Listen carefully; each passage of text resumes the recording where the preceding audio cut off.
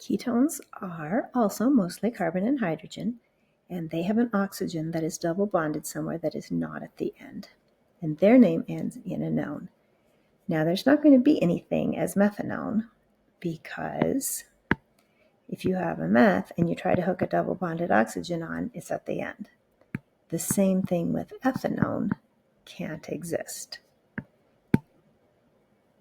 However, propanone can exist. So if we have prop is 3 carbons, and we want to hook a double bonded O on someplace that's not on the end, and then we're going to put H's on so that every carbon makes 4 bonds.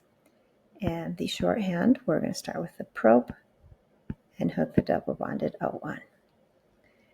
Butanone, but is 4 carbons, and so we're going to hook a double bonded O on so that it is not at the end. And then we need every carbon to have 4 bonds. And so we're going to add hydrogens to make that happen. Now notice that the carbon that has the double bonded O, the double bond counts for 2 bonds. So that carbon does not need this H. It was not a mistake that I did not draw that on. And so the but, the 4 carbon structure, and then we hook a double bonded O on. When we get to pentanone, we can have 2 different versions. So we start with 5 carbons for pent, and then 2 pentanone hooks the double bonded O on the second carbon. And then we fill in with H's.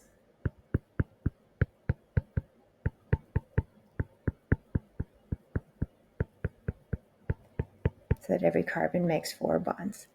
And the shorthand is 1, 2, 3, 4, 5, with a double bonded O on the second. You can also have 3 pentanone. So we start again with 5 carbons, but this time we're going to hook the double bonded O on at the third carbon. And we fill in with H's so that every carbon makes 4 bonds.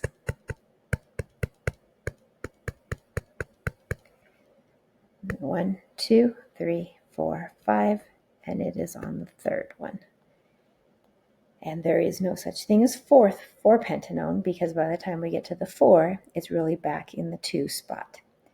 We didn't need to say a number on the butanone because the only spot you can put it is on the second one. It's either the second from the left or the second from the right. And that is that.